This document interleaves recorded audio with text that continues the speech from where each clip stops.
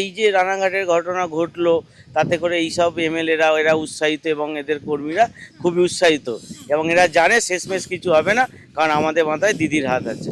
Local MLA কোনো কিছু করেনি, কারণ কোনো না কোনো দিক থেকে যদি সিবিআই কিংবা ইডি তদন্ত করে, দেখা যাবে এই ঘটনাতে সেই তৃণমূলেরই কোনো না কোনো ক্যাডার জড়িত আছে। সেই কারণে উনি কোনো পদক্ষেপ নেয়নি আর কোনো আলোচনা করেনি।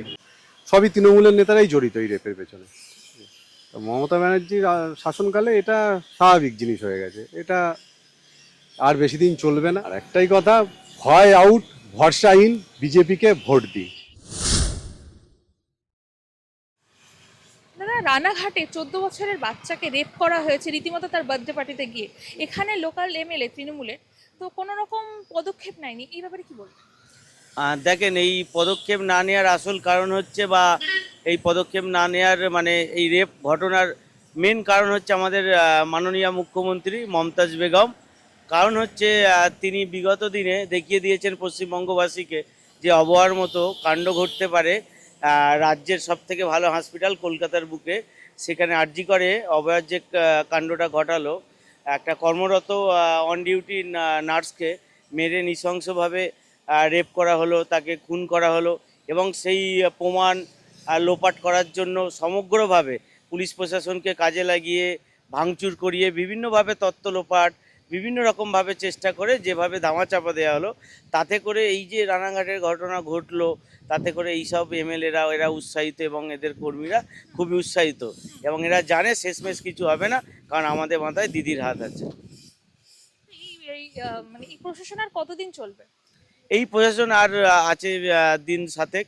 4 তারিখের পর আর এই প্রশাসন 12টা বাজলে দেখতে পাবেন টিভির পর্দায় যে এই সরকার আর নেই। পশ্চিমবঙ্গের বুকে ভারতীয় জনতা পার্টির সরকার গঠন হয়েছে 180+ সিট নিয়ে। আর এই নারী নিরাপত্তা সমস্ত কিছু চালু হবে। আপনারা শুনেছেন যে বিজেপির ইশতেহারে বা বলেছে যে রাজ্যে যদি ক্ষমতায় আসে সেক্ষেত্রে প্রতিটা থানায় মহিলাদের জন্য আলাদা করে স্কোয়াড করা হবে নারী সুরক্ষার জন্য। তো এটা 4 তারিখ, মানে আজ 7 দিনের জন্য এইসব রয়েছে। আর যারা এখন রেপিস্ট বা এরম চারিদিকে গুন্ডারা ঘুরে বেড়াচ্ছেন, ক্রিমিনালরা, তারা সাবধান হন। সময় হয়ে এসেছে, আর 1 সপ্তাহ পর বাড়ি থেকে বেরোতে পারবেন না, জেলের মধ্যে থাকতেই হচ্ছে।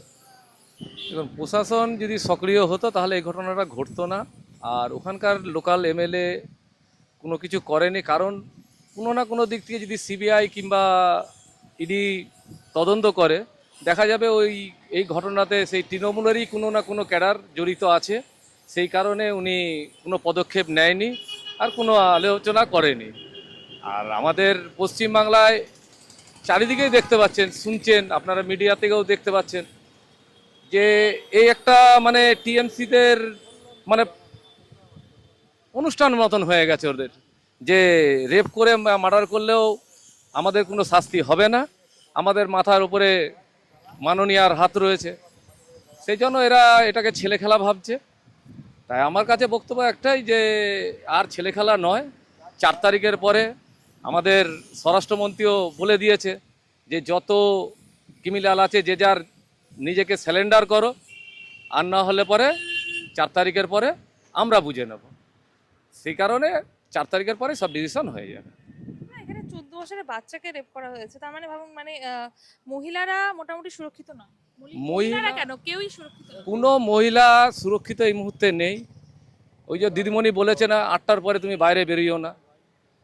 সেই কারণে আপনার আমাদের রাজ্যে যতদিন এই টিএমসির রাজত্ব থাকবে, সেই সেই জায়গাটায় আপনার কোনো মহিলা সুরক্ষিত থাকতে পারবেন না।